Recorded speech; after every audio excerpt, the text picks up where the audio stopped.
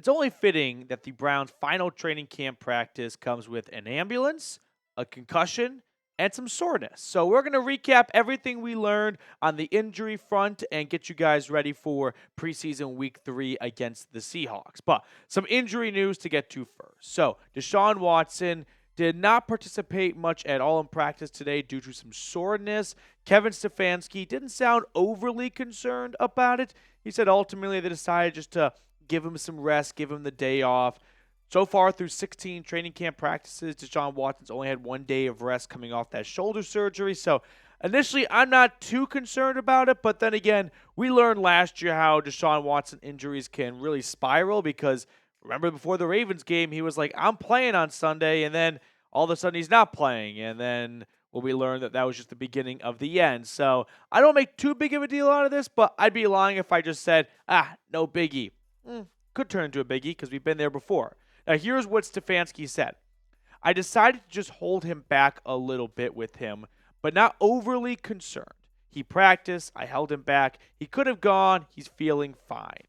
I believe that Deshaun Watson should play on Saturday in the preseason finale in Seattle against the Seahawks. Not to see, to push the injury or anything, but just from a football standpoint, right? I feel like Deshaun Watson needs to get back out on the field.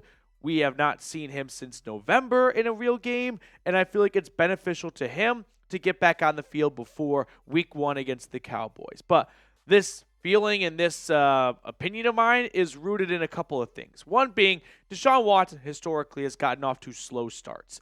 That's not new information. This is no narrative I'm trying to drive. Just look at his career stats in games 1 through 4 of a season compared to games 5 through 8 of a season. He's got 13 more touchdowns in games 5 through 8, same amount of interceptions despite playing in fewer games than games 1 through 4. Deshaun Watson has even said himself that he doesn't tend to do very well at the beginning of games or at the start of a season. So I feel like if you want to try and get the cobwebs out, better to do that in preseason week 3 than week 1 against Dallas. So that plus coming off an injury last year, I feel like the Browns would be, wise to have him get back on the field and go through the motions and not have that first time be in the regular season where maybe the jitters can overcome him a little bit. And then finally, new offensive coordinator. Stefanski's still the play caller, but there's still going to be a whole different offensive scheme and game plan with Ken Dorsey at OC now. And I think Dorsey's going to have a larger role in the offense than AVP did. And I'd like to see the two of them get on the same page in the game in the preseason versus the regular season. So those are the 3 reasons why I believe Watson should play in the preseason finale. But if you are pumped for NFL Week 1 to get here, make sure to like today's video. This is approaching my Super Bowl because so many people declare that football is back when the Hall of Fame game kicks off. No, it's not. The preseason sucks. It's a snooze. It's boring. We lied to ourselves about liking it. The regular season is when football is back. Even college football, I could argue, is not the proclamation of football being back. And why do I say that? Because I don't know, the defending Super Bowl champs, the Kansas City Chiefs, they open up the season with Baltimore. It's going to be an all-time game. How does Michigan open up the season this year? You just don't get great top matchups in college football at the first week like you do in the NFL. Now some other injury news to get to. Denzel Ward has been confirmed with a concussion. He was in concussion protocol. Does not necessarily mean that you have a concussion. It's just the protocol of kind of determining whether or not you do. But he has been diagnosed with his 5th known concussion since entering the NFL in 2018. I'm concerned. 5 concussions in anyone's career is a big number. 5 concussions for someone who's been in the league for 6 years, 7 years, that's a lot of concussions in a short amount of time.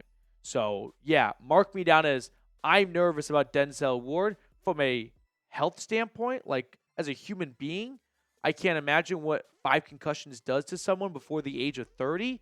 But of course, from a playing standpoint, Denzel Ward suffered a concussion right around this time a year ago in that 3rd preseason game against the Chiefs. He did end up playing week 1 against the Cincinnati Bengals, I believe, or maybe I'm misremembering. But hopefully he'll be available for week 1 against the Cowboys. But 5 concussions is a very scary number for Warden. All right, next injury piece of news to get to. Pierre Strong Jr., he was actually taken from practice in an ambulance. So he suffered a rib injury during some running back drills, went inside to the facility, and then left in an ambulance. So scary for sure to leave in an ambulance. We see a lot of players, though, for precautionary measures, take a trip to the hospital if the hospital has something that the Browns trainers and doctors can't do on site at their facility. I think it's somewhat positive that the ambulance was not called right onto the field and he just got into it later. But still, getting in an ambulance is not a good thing. So fingers crossed that it's nothing severe or major for Pierre Strong Jr. as he's been competing for a spot on special teams, but ambulance trip for the Browns running back. Final piece of injury news here, some PUP list updates. Nothing too concrete. A couple of the PUP list guys were on the practice field before practice opened up today. Didn't see exactly who, but positive to see them at least start to make, I don't even know if it's signs of, steps of progress or just them going for a little summer stroll. But remember, the Browns have a lot of guys either on the PUP list or on the NFI list. Nick Chubb, Jack Conklin, Jed Wills, Dalvin Tomlinson, DeAnthony Bell, all on the PUP list. Nyheim Hines and Greg Newsome on the NFI list. They're different, but they're both going to equal the same amount of games that could be missed if you do not get activated off that list. Tuesday is the NFL roster cutdown day. When Tuesday at 4 p.m. Eastern, 3 p.m. Central gets here, the Browns have to make a decision on all those players. Do they want to move them from the active PUP/reserve list or active PUP list or active NFI list to the reserve PUP list? Or do they want to put them on their 53-man roster? There's pros and cons to it, right? If you put someone on the reserve NFI/PUP list, they're going to miss the first 4 games no matter what.